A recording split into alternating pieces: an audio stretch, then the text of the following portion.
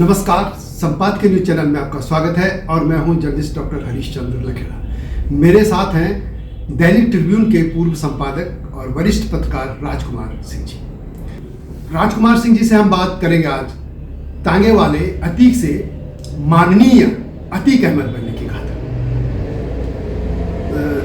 मुझे ये बताइए कि ये जो अतीक था एक सामान्य छोटा मोटा गुंडा हुआ करता था, आखिर ये कैसे एक सांसद भी बन गया, उसके आगे माननीय उनको कहने लगे, एक विशाल साम्राज्य उन्होंने खड़ा कर दिया।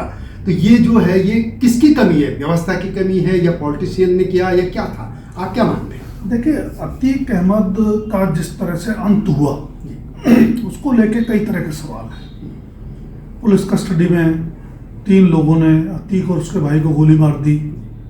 देर रात की घटना है, अस्पताल में उनको मेडिकल कराने ले गए थे और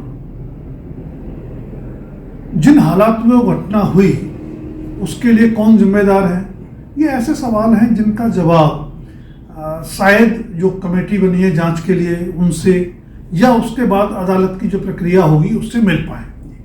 लेकिन मेरा मानना है कि उससे बड़ा सवाल और समाज और देश के लिए बड़ी चिंता का विषय वो होना चाहिए कि एक आम अपराधी, एक छोट भैया गुंडा जिसको आपने कहा कि तांगे वाला अतीक, जो उसके बाद पिताजी तांगा चलाते थे, एक तांगे वाला छुटपैया गुंडा इतना बड़ा माफिया, और न सिर्फ माफिया, उत्तर प्रदेश विधानसभा का माननीय सदस्य रहा कई बार। एक बार विश्व के सबसे बड़े लोकतंत्र की जो संसद है लोकसभा, उसका माननीय सदस्य रहा। बिल्कुल।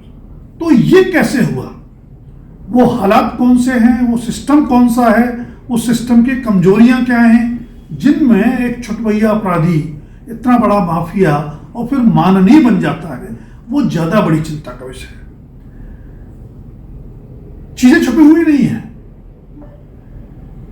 अगर आप देखें कि अतीक छुटभैया गुंडा था इलाहाबाद के एक क्षेत्र का, वो बड़ा गुंडा कैसे बना?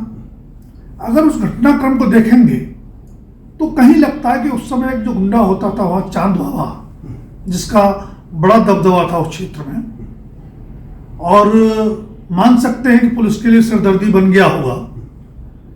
तो संकेत ऐसे मिलते हैं घटनाक्रम से कि पुलिस ने चांद बाबा के मुकाबले अतीक को खड़ा किया, अतीक को शह दी और उसको बड़ा बनने में मदद की। और देखते देखते अतीक इतना बड़ा बन गया कि इलाहाबाद पश्चिम जो विधानसभा क्षेत्र है वहां से निर्दलीय चुनाव लड़ने की स्थिति में आ गया।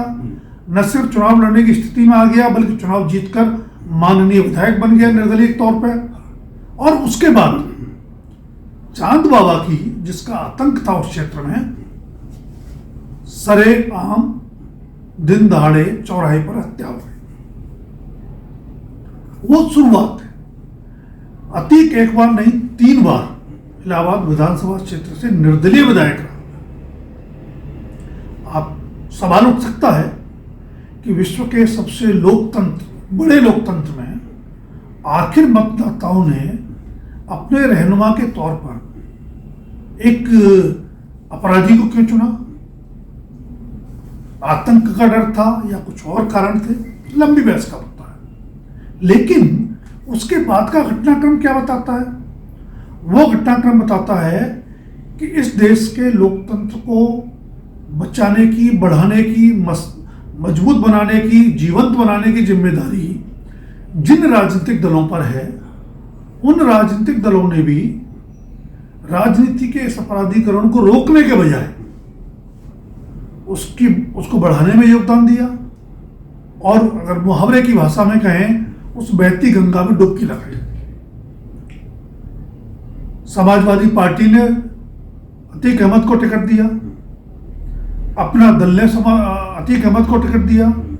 समाजवादी पार्टी के टिकट पर अतीक अहमद लोकसभा के सदस्य भी चुने गए। तो जिस व्यवस्था पर, पहले हम पुलिस की बात करते हैं जिसने एक स्थानीय गुंडे चांद बाबा के मुकाबले एक नया गुंडा बनने की प्रक्रिया में अतीक की मदद की, और उसके बाद पुलिस की अगर हम बात करते हैं तो हम कार्यपालिका की बात करते हैं, पुलिस और एडमिनिस्ट्रेशन की बात करते हैं। वो न सिर्फ फेल रहा एक गुंडे को बड़ा गुंडा बनने में, बल्कि कहीं ना कहीं मददगार साबित हुआ। दूसरी बात करते हैं हम विधायिका की, जिसमें बड़ी भूमिका राजनीतिक दलों की होती है। उन राजनीतिक दलों ने भी राजनीति के अपराधीकरण को, एक छोटे से गुंडे को राजनीति में आकर के बड़ा माफिया बनने की प्रक्रिया में रोकने के बजाय मदद की, या कहें कि उसके आतंक का जो असर था उसका इस्तेमाल अपना राजनीतिक प्रभाव बढ़ाने के लिए किया।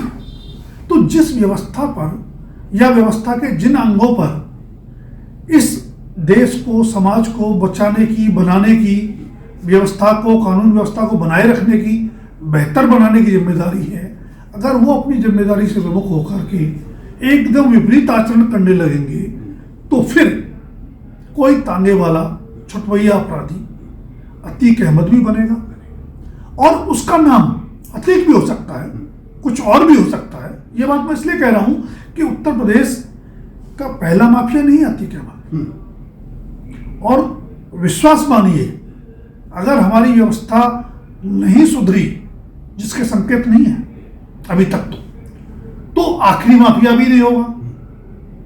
अभी भी उत्तर प्रदेश में माफिया की संख्या आधा दर्जन से ज्यादा है, बड़े माफिया।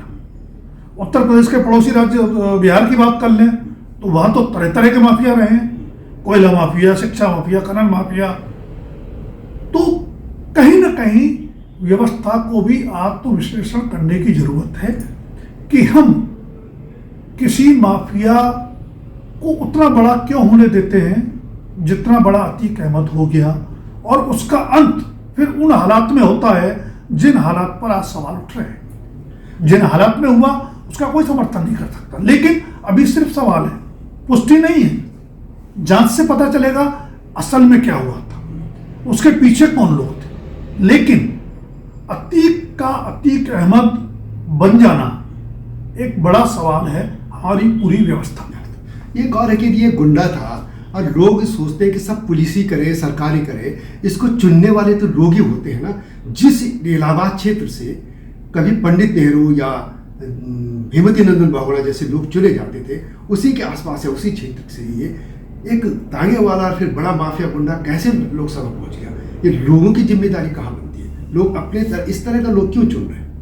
मैंने पहले कहा कि ये अपने आप में बड़ा सवाल है कि विश्व के सबसे बड़े लोकतंत्र के मतदाताओं ने एक अपराधी में अपना रहनुमा क्यों देखा, सवाल है। लेकिन इस सवाल की आड़ में राजनीतिक दल, मान लिया मतदाताओं से गलती हो गई, उसका आतंक का असर रहा, या तत्काल हमें नहीं मालूम उसके खिलाफ और कौन उम्मीदवार थे, तो मतदाताओं के सामने विकल्प क्या था चुनने का। उन्होंने छोटी बुराई को चुना या आतंक के डर से बड़ी बुराई को चुना। लेकिन राजनीतिक दलों के सामने क्या मजबूरी थी कि उन्होंने एक स्थापित हो चुके स्थानीय अपराधी को अपने विधानसभा प्रत्याशी के तौर पर, लोकसभा प्रत्याशी के तौर पर चुना, और उसको बड़ा माफिया बनते हुए माननीय बनने में भी मदद की। तो जिम्मेदारी एक दूसरे पे डालने का सवाल नहीं है, ब्लेम गेम का सवाल नहीं है। मतदाताओं की अपनी भूमिका है। निश्चित रूप से तब तक नोटा नहीं था, जहां तक मुझे याद पड़ रहा है, तो मतदाता नहीं नकार सकते थे। और हम बार बार कहते हैं कि मतदान करिए। अगर आपके सामने नागनाथ और सांपनाथ में से किसी को चुनने की ही स्वतंत्रता होगी तो आप कैसे चुनेंगे?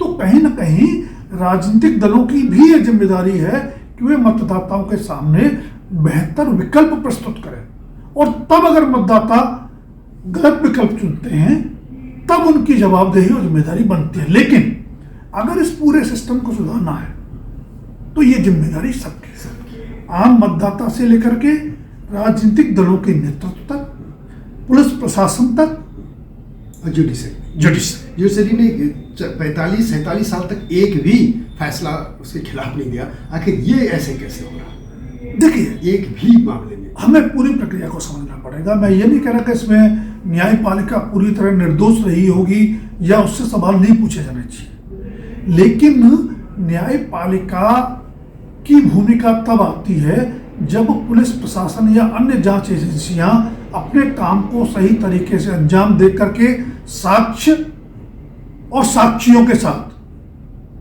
कोई आरोप पत्र न्यायपालिका में ले जाती है। अगर उस प्रक्रिया में जगह जगह रोड़े अटकाए जाएंगे या उसको भटकाया जाएगा या केस को कमजोर किया जाएगा तो न्यायपालिका की अपनी सीमाएं हैं। लेकिन अतीक अहमद प्रकरण ये बताता है कि न्यायपालिका को भी, जब हम कार्यपालिका की बात करते हैं, विधायिका की बात करते हैं, तो न्यायपालिका को भी कहीं ना कहीं आत्मविश्लेषण की जरूरत इस दृष्टि से तो है कि सिस्टम को कैसे ऐसा बनाया जाए कि छोटा अपराधी या उसके अपराध समय रहते काबू किए जाएं और वो इतना बड़ा अपराधी न बन पाए कि पूरे सिस्टम के लिए चुनौती बन जाए। तो जैसे कि लोकतंत्र में हमारे 4 स्तंभ कहे जाते हैं, संसद है, कार्यपालिका है, प्रेस तो है ही, न्यायपालिका, चारों, ये चारों की जिम्मेदारी बनती है। और इसके अलावा जनता की तो पहली जिम्मेदारी है कि ऐसे लोगों को नकारा जाए। तो यह संपादकीय न्यूज में पहली बार आए हैं राजकुमार सिंह जी, जैसे मैंने पहले कहा, दैनिक ट्रिब्यून के संपादक, और ये खुद भी अपना चैनल लेके आपके पास बहुत जल्दी आएंगे। आप लोगों का सहयोग चाहिए, हमारे साथ आप भी जुड़िए और अगली वीडियो की प्रतीक्षा कीजिए। नए मुद्दे के साथ आपके सामने आऊँगा। यह है संपादकीय न्यूज, और मेरा जो मुख्य चैनल है आप जानते होंगे, हिमालय सभ्यता पर हिमालयी लोग, उसको भी देखिए, लाइक कीजिए, सब्सक्राइब कीजिए, और अगले मुद्दे के साथ आपके सामने आऊँगा। तब तक नमस्कार।